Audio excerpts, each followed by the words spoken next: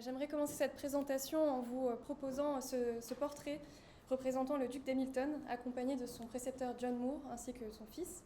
Les trois Écossais ici représentés pendant leur grand tour sont à Genève. L'objectif est de former le jeune duc aux attendus de la haute société britannique. Mais c'est aussi un bon exemple de ces voyageurs écossais qui fréquentent la capitale, car ils sont passés à Paris à ce moment-là, en particulier John Moore qui est venu à Paris plusieurs fois. La thèse que j'ai débutée en septembre 2023 a pour ambition l'étude des présences écossaises en région parisienne au XVIIIe siècle, qu'elles soient pérennes ou plus ponctuelles, directes ou indirectes.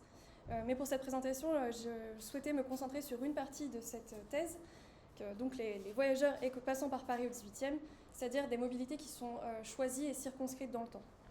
Paris est l'une des villes les plus attractives de l'Europe à cette époque, et les Écossais, comme d'autres Britanniques, s'y rendent en nombre. Pour étudier les parcours de ces voyageurs, nous disposons de sources très nombreuses, bien que fragmentaires et inégales, qui nous empêchent parfois d'avoir une vision de l'entièreté du siècle. On peut par exemple songer aux passeports, aux listes d'étrangers dans les garnis, aux récits, journaux de voyage.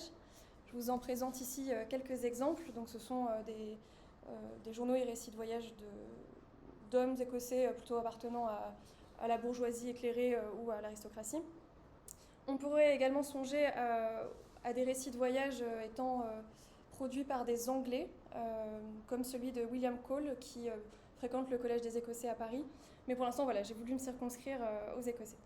On peut également penser à la correspondance, aux factures, quittances de voyageurs, et même de manière très ponctuelle à des actes notariés, par exemple les baux de carrosse qui sont faits pour permettre la circulation des voyageurs dans Paris. Ces différentes sources, appréhendées de manière croisée, pourraient nous permettre de mieux comprendre les expériences des voyageurs écossais, dont on sait qu'elles sont très diversifiées et conditionnées au statut du voyageur, qu'il soit jeune aristocrate, étudiant, marchand ou encore diplomate. Dans un double mouvement, on va donc s'interroger à la fois sur les modalités pratiques et très concrètes du voyage, de ces voyages qui sont très différents, ainsi que sur les expériences vécues et les perceptions qu'ont les Écossais de la capitale française. Pour cela, je vous propose un plan en trois parties, et je vais commencer tout de suite avec la première. Donc, quantification, profil et motivation des voyageurs. Tout d'abord, on pourrait commencer et introduire notre propos en énonçant quelques éléments quantitatifs. Si les voyageurs britanniques sont assez nombreux à Paris au XVIIIe siècle, les Écossais constituent une faible part d'entre eux. Comme l'indique un rapport de police datant de 1772, sur environ 3626 étrangers très exactement qui ont été recensés, on compte seulement 1054 Britanniques, et parmi eux, seulement une poignée d'Écossais, environ une dizaine, et en fait, souvent ils sont aussi mal distingués du reste des Britanniques, c'est-à-dire qu'ils sont assimilés comme anglais. Globalement, sur notre période, je pense qu'on pourrait, même si la thèse commence à peine, mais je pense qu'on pourrait estimer que par an, il y a plusieurs dizaines d'Écossais qui se rendent à Paris. Chaque année, une dizaine d'Écossais par an. Ce qui reste bien sûr à affiner. Pour l'or, nous disposons d'un corpus qui compte 220 voyageurs, un petit peu plus. Corpus qui est d'ailleurs très contrasté, puisque certains de ces voyageurs ne se rendent à Paris qu'une seule fois, tandis que d'autres, comme le comte de Dalrymple, s'y rendent au moins 4 fois, probablement plus. Dans un deuxième temps, on pourrait rapidement évoquer les motivations, les raisons qui poussent les Écossais à venir à Paris. Donc ils viennent bien sûr pour des motifs, des justifications très variées, l'instruction, le divertissement, le commerce et la diplomatie. Pour prendre l'exemple de l'instruction, puisque je ne peux pas faire toutes les catégories, mais donc pour prendre l'exemple de l'instruction plus particulièrement, les étudiants viennent à Paris pour profiter des enseignements dispensés par l'Université de Paris, par exemple en médecine. Certains séminaristes viennent à Paris pour un enseignement religieux, théologique, parfois aussi au Collège des Écossais. Les institutions scientifiques de Paris, comme l'Académie ou la Bibliothèque royale, constituent des pôles d'attractivité importants. La Bibliothèque royale est considérée comme une des plus riches bibliothèques de l'Europe moderne. Et bien sûr, il faut penser, dans le cadre des Lumières, au fait que les salons attirent de nombreux intellectuels. Je ne vous dis pas pour rien, David Hume, Adam Smith sont passés par Paris au XVIIIe. De manière très classique, on peut relever que certains profils sont en lien avec la motivation du voyage. Quand on repère de jeunes hommes aristocrates, généralement ils viennent dans le cadre de leur grand tour, alors c'est pas forcément toujours exact, mais ils viennent pour apprendre à la fois voilà, de la danse, de l'équitation, apprendre sur l'histoire de Paris, et aussi apprendre sur les codes sociaux, se divertir. Voilà, généralement, c'est ce schéma-là, à nuancer bien sûr, mais voilà, les profils sont souvent liés à la motivation du voyage. Et si les migrations concernent la plupart des classes sociales, les voyages, en revanche, semblent plutôt concerner les élites aristocratiques et bourgeoises qui sont dotées d'un capital financier, social, culturel qui leur permet de faire de tels déplacements, ce qui pourrait nous renvoyer à la notion de géographie sociale de motilité. Dans un troisième temps, on pourrait évoquer la question de Paris comme un carrefour européen, puisqu'en fait Paris semble être assez rarement finalement la seule destination des voyageurs et être en fait finalement pas forcément une fin en soi. Régulièrement dans les rapports de police, il est fait mention de départs prochains vers d'autres destinations européennes. Paris serait donc un point de passage entre le nord et le sud, pour simplifier, entre l'Écosse et le sud du Royaume de France et l'Italie. Toutefois, on pourrait réduire la capitale française à cette seule idée de carrefour et de passage. En effet, on observe que généralement, on voit ce qu'on pourrait appeler des formes de combinaisons de motivation. Par exemple, quelqu'un qui passe par Paris, mais qui en profite pour passer 1, 2, 3 semaines et profiter de tous les agréments que propose la capitale. C'est le cas, par exemple, du comte de Marche, qui passe quelques semaines à Paris à l'automne 1774. Le rapport de police le concernant explique qu'avoir fait quelques visites de tourisme comme s'il est d'usage, il décide de partir pour Vienne, puis pour l'Italie. Dans un deuxième temps, on pourrait s'interroger sur les modalités pratiques du voyage puis du séjour à Paris. Et d'abord étudier la question des routes de voyage, les routes du voyage de l'Écosse à Paris. Il y a ce qu'on pourrait appeler un itinéraire privilégié, un itinéraire qui revient très régulièrement dans les sources. C'est celui qui, partant d'Écosse, passe par voie terrestre jusqu'à Douvres en passant par Londres et en s'arrêtant généralement à Douvres, puis qui emprunte un bateau pour traverser la Manche, donc généralement de Douvres à Calais, puis qui traverse le nord de la France de Calais à Paris. Néanmoins, il existe d'autres trajets possibles. D'abord parce qu'il existe des liaisons maritimes directes entre l'Écosse et la France, par exemple entre Nice et Dunkerque. Mais ces connexions sont assez rares et visiblement assez peu empruntées. En tout cas, elles apparaissent très rarement dans les sources. D'autre part, les ports d'arrivée en France peuvent également varier. Certains voyageurs arrivent à Dieppe ou au Havre avant de passer par Rouen, puis Paris comme destination. Et j'ai également relevé plusieurs cas d'Écossais qui préfèrent accoster dans d'autres pays comme la Hollande ou la Belgique avant d'arriver par voie terrestre à Paris. Je vais revenir sur cet exemple après. Le voyage peut être considéré comme souvent éprouvant et coûteux pour les voyageurs.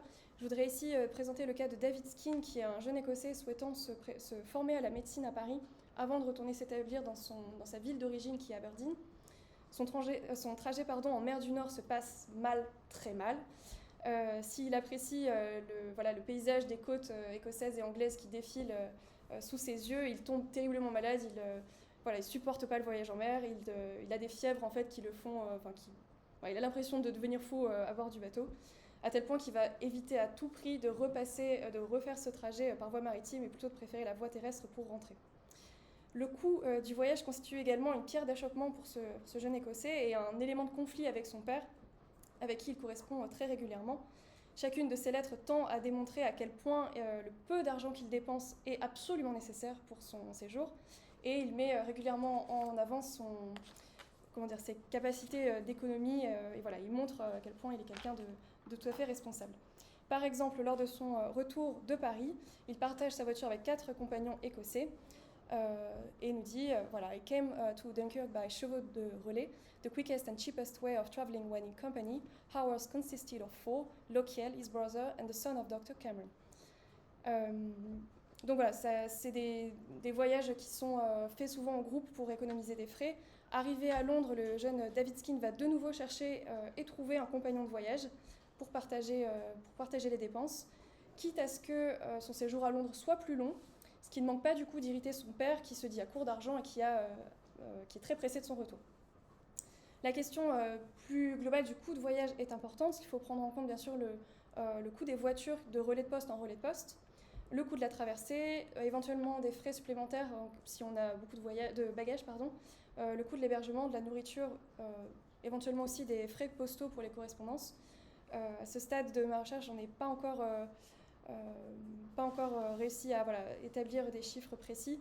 Néanmoins, on dispose d'une source très riche. En fait, c'est le comte de Fife qui a laissé d'énormes carnets de quittances. En fait, il a fait des frais de séjour à chaque étape de son voyage. Donc, on voit quasiment semaine par semaine combien il a dépensé, à quel endroit, pourquoi.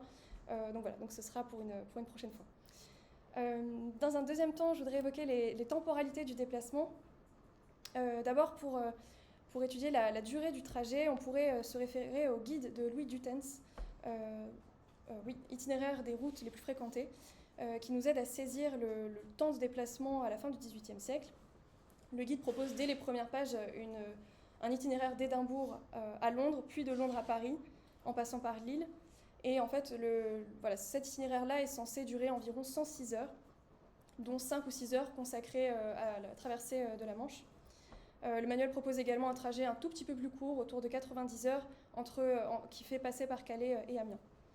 En partant du principe que les voyageurs passent une dizaine d'heures par jour, ce qui est déjà beaucoup sur les routes, on peut considérer que le trajet d'Édimbourg à Paris dure entre 10 et 12 jours, en prenant éventuellement des contraintes dont on va parler après. Mais bien sûr, il peut être allongé. Par exemple, si on est on part d'Édimbourg, si on vient d'une province plus au nord de l'Écosse, bien sûr, le trajet est rallongé. On peut relever une forme de saisonnalité des séjours qui nous aide à réfléchir à cette question des temporalités. Les Britanniques, surtout les plus aisés, passent souvent l'hiver dans les provinces méridionales du Royaume de France avant de revenir à Paris pour le printemps.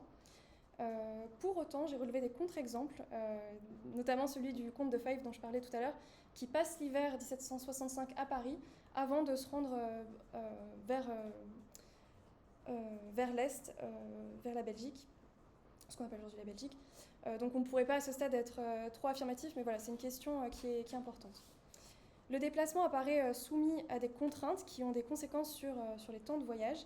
Bien sûr, la nécessité d'obtenir des passeports, alors que ce soit auprès de l'ambassade à Londres ou de l'ambassade à Paris. Il y a beaucoup d'institutions au XVIIIe siècle qui peuvent donner des passeports, mais voilà, donc il faut obtenir ces passeports, ce qui peut être long.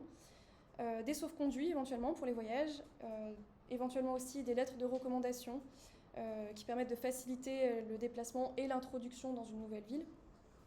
Les conditions météorologiques peuvent bien sûr aussi contraindre le voyage. Lorsque la météo est mauvaise, les navires ne peuvent pas traverser la Manche ou accoster. Je peux rapidement ici vous évoquer le cas de William Hunter qui en fait son voyage se passe très mal. Il y a une tempête qui arrive alors qu'il était en train de traverser la Manche et en fait son bateau manque de s'échouer sur la côte française. La nuit arrive, il est complètement désorienté et en fait il s'en est fallu de très peu pour qu'il puisse vraiment accoster en sécurité. Bien sûr, ces contraintes incluent aussi le contexte militaire et politique. Dans les périodes de crise, par exemple lors de la guerre de 7 ans, pour notre étude, ou à partir du début de la Révolution française, les circulations entre la France et l'Angleterre diminuent ou se compliquent. On pense évidemment à des postes frontières qui contrôlent les voyageurs, qui font plus de difficultés pour laisser entrer des Britanniques. Encore plus au moment de la loi des suspects en 1793, et c'est là que je conclus ma thèse. Pour ce qui est, dernier point concernant les temporalités, pour ce qui est de la durée de séjour à Paris, elle est assez difficile à estimer, parce qu'en fait, généralement, les sources évoquent soit une arrivée ou un départ, et généralement, il est assez rare en fait d'avoir les deux dates précises. Néanmoins, on remarque des durées de séjour qui sont très variables, qui dépendent bien sûr des objectifs du séjour. Si Paris n'est qu'une étape dans un parcours qui est beaucoup plus long, de plusieurs années, le séjour ne dure que quelques jours, quelques semaines tout au plus. En revanche, il arrive que des personnes qui viennent se former, par exemple, restent quelques mois. Dans un troisième temps, je vais évoquer la question du séjour en tant que tel à Paris. D'abord, pour commencer, vous dire que les voyageurs disposent de nombreux guides pour s'orienter dans la ville. On peut ainsi évoquer ces quatre-là, qui servent à donner des informations, à repérer de bonnes adresses, que ce soit des cafés, des restaurants, des hébergements. En fait, tout ce qui permet, comme aujourd'hui d'ailleurs, de faciliter un séjour et de mieux s'intégrer dans une ville nouvelle que l'on ne connaît pas forcément. On peut souligner ici le fait que ces guides en fait, tendent à perpétuer des stéréotypes ou des chemins balisés pour les touristes, ce qui peut influencer leur propre expérience, puisqu'en fait, ils reproduisent ce que d'autres ont déjà fait. Et on peut supposer que ces conseils donnés par ces guides ont tendance à ramener, en fait, rassembler les Écossais dans quelques lieux, quelques cafés, quelques hôtels, ce qui participe, point positif, ce qui participe à créer en fait une expérience commune du voyage. Dans un deuxième temps, je voudrais vous évoquer le choix des hôtels, le choix des lieux de restauration à Paris par ces voyageurs. Donc pour l'heure, on dispose d'environ 290 adresses de voyageurs qui se sont rendus à Paris. Certaines adresses reviennent beaucoup plus régulièrement que d'autres, comme vous pouvez le voir sur cette diapositive. Et en fait, on relève que ces hôtels sont souvent dans les mêmes quartiers, voire dans les mêmes rues. Par exemple, il y a les hôtels du Parc Royal, d'York et du Danemark sont dans la même rue, celle du Colombier, qui se prolonge dans la rue Jacob. Donc voilà, on a vraiment l'idée d'un rassemblement. Alors est-ce qu'il est volontaire ou est-ce qu'il est plutôt inconscient par ces conseils donnés par les guides? On ne peut pas encore le statuer.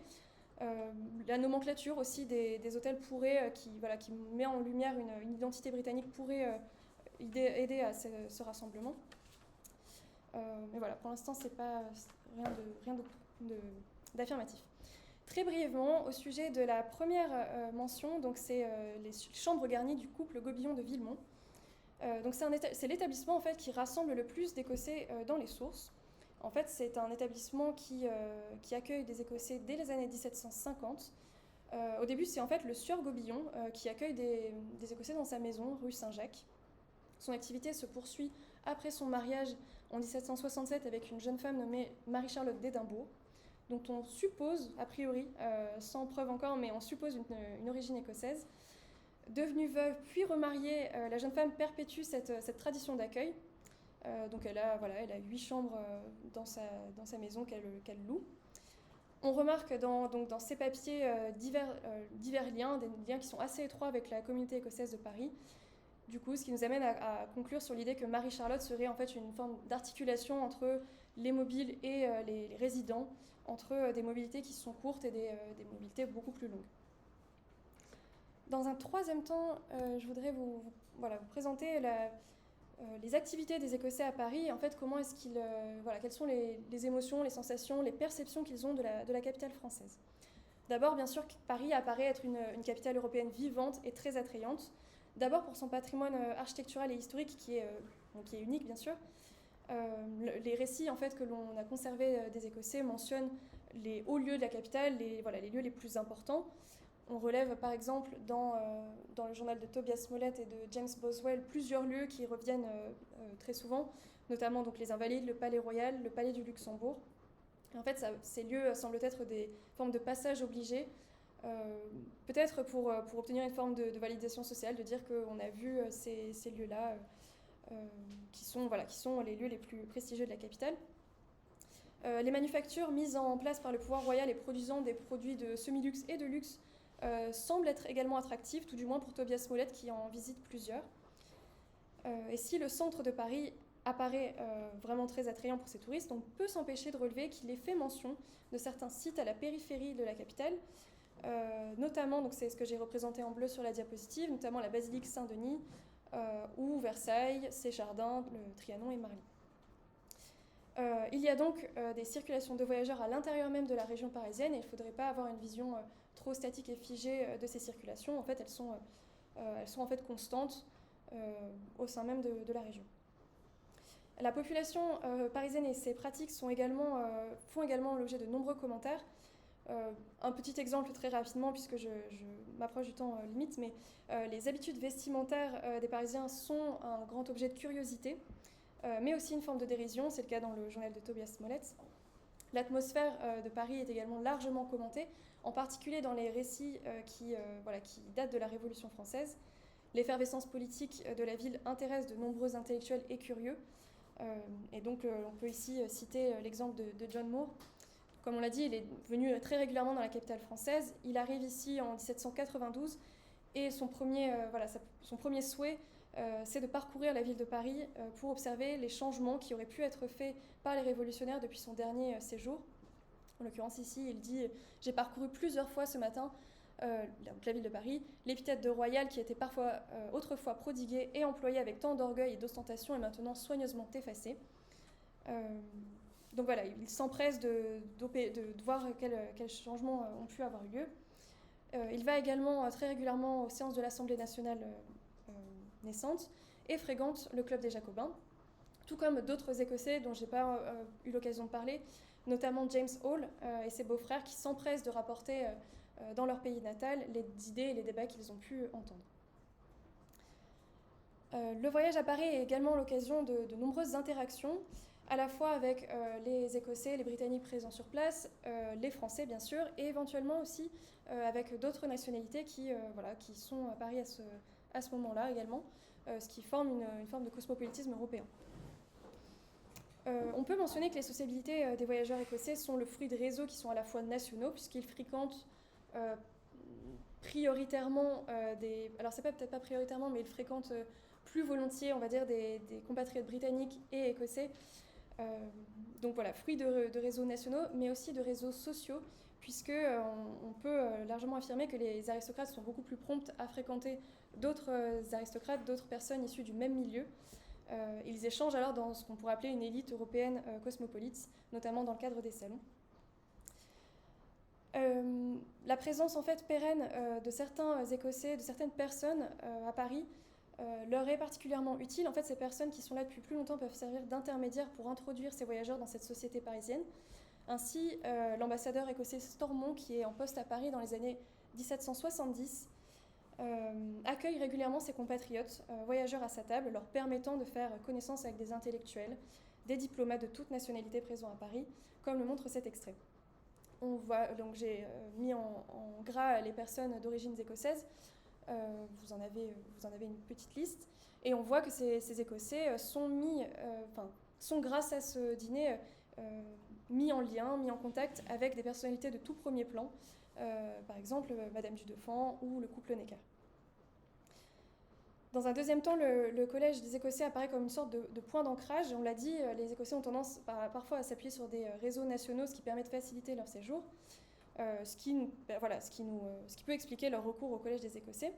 Mais plus largement, on peut dire que ce collège constitue une étape importante, surtout pour les sympathisants, puis les nostalgiques de la cause jacobite. Dans son journal de voyage, James Boswell écrit à la date du mercredi 29 janvier 1766 went to the Scots College and principal showed you, in little cabinet with British arms, many volume of King James' own hand, 8 royal letters, and then showed you Cartulary of Glasgow, Queen Mary's letter and testament, her prayer book, etc. You was truly pleased and thrown into reverent humour, which kept off grief. Wilkinson, a priest, dined. Donc on voit que le collège est considéré, surtout par les sympathisants, les nostalgiques de la cause jacobite, comme une forme d'étape fondamentale, puisque le collège dispose d'une bibliothèque très importante, constituée d'archives liées à l'histoire de l'Écosse et de ses reliques. Et le principal apparaît parfois comme une sorte de figure paternelle. En l'occurrence, James Boswell vient de perdre sa mère, donc il vient un petit peu se consoler auprès de ce prêtre. Et dans un dernier temps, je voudrais aborder la question de la perception, des perceptions de Paris, qu'elles soient positives ou négatives, et de son lien avec la construction de l'identité britannique. Donc les journaux de voyage et correspondances, par leur nature subjective, nous font part d'impressions et de perceptions qu'ont les voyageurs de Paris et de sa population. Ces nombreux commentaires nous intéressent parce qu'ils sont souvent construits sur des comparaisons. Ainsi, ils façonnent une identité française, parfois en miroir de l'identité britannique. Or, on sait, notamment grâce aux travaux de Linda Colley, que le XVIIIe siècle est un moment de construction de l'identité britannique. Ainsi, en étudiant la perception qu'ont les Écossais de la population française, on peut entrevoir ce qu'ils considèrent comme leurs propres caractéristiques. Et là, il devient difficile de démêler ce qui relève de ce qui est écossais et ce qui relève du britannique, mais bon, ça, on pourra en discuter. Et pour vous donner un exemple, donc William Hunter décrit une scène qui l'a particulièrement choqué à Paris. Il voit en fait un homme qui s'effondre dans la rue d'une crise d'épilepsie et personne ne vient à son secours. En fait, le pauvre homme est laissé à la merci des chariots qui passent à très vive allure, et c'est Boswell qui va finalement le secourir. Et c'est une expérience qui, à ses yeux, marque vraiment la distinction. Alors, de son point de vue, hein, mais marque vraiment la distinction entre les Français et les Britanniques. Les Français qui seraient accusés en fait, d'être des gens tout à fait indifférents, insensibles, voire inhumains, tandis que le comportement britannique serait d'aller aider son prochain, d'être davantage tourné vers l'autre. Je vous laisse juge de cette vision des choses.